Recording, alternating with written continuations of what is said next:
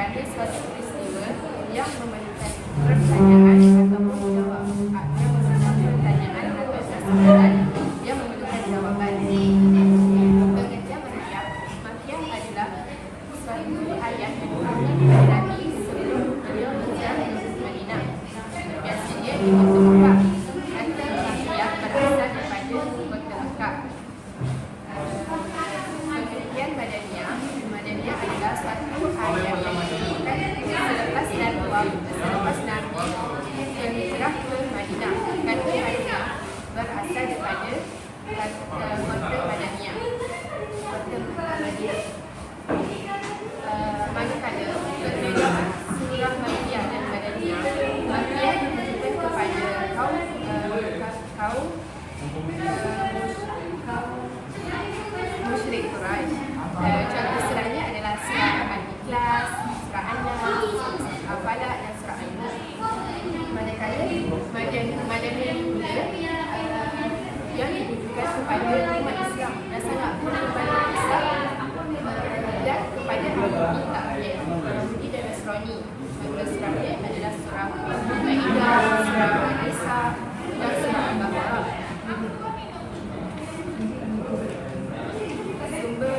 Dari segi sumber kajian usul tafsir, iaitu dia memiliki sumber tafsir, macam-macam tafsir, asal usul, kaedah nasirat, abdakas, nasab dan maksud, mujmal dan mufassal dan muhkam dan mutasyabbih.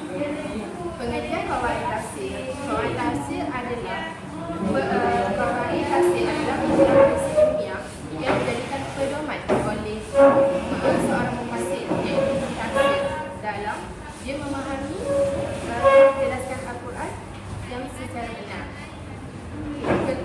Apa kriteria seorang mufassir? Iaitu dia memahami bahasa Arab, memahami fikih, memahami tafsir. Manakala tafsir dia bermaksud berdasarkan riwayat yang sahih dan bersumber daripada nas. Tafsir Ra'i ada dua jenis, iaitu tafsir mahmud dan tafsir majmu'. Okey, contoh corak tafsir ni dia ada tiga. Corak ilmiah, corak fikih, corak tasawuf. Manakala definisi ad-dakhil adalah perkara yang masuk atau diserap ke dalam suatu bidang ilmu Islam, iaitu seperti tafsir, hadis ataupun fikih.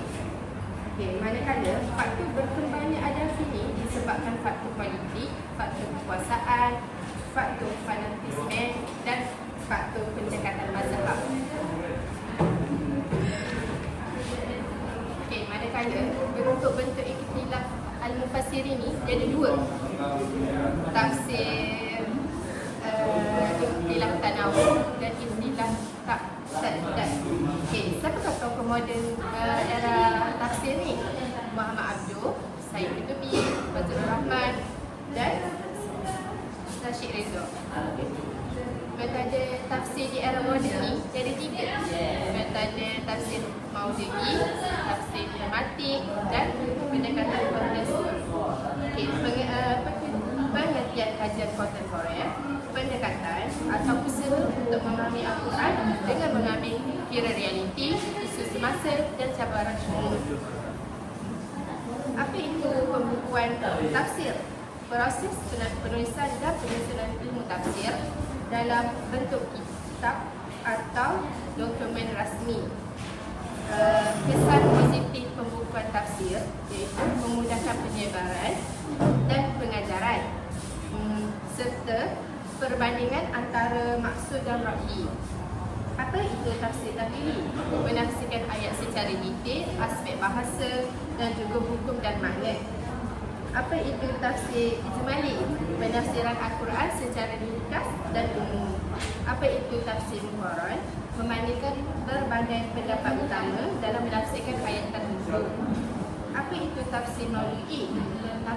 Tafsir maududi ini adalah tafsir tematik.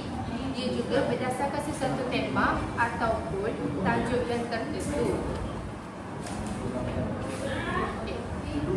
Apa itu mazhab tafsir? mazhab tafsir ni adalah aliran atau pendekatan tertentu dalam menafsirkan Al-Quran yang berdasarkan latar belakang keilmuan, ideologi dan tujuan mufassir. Okey. Sebab-sebab perbezaan salaf iaitu isytirah, domir, nasab mansukh, abdatas, qiraat. Apa itu tafsir sufi? Tafsir sufi ni adalah tasawuf dan makna batin. Apa itu tafsir ilmi? Sains dalam Al-Quran.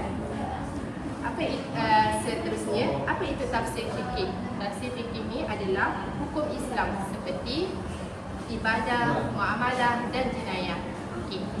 Sekian, terima kasih. Itu sahaja daripada saya.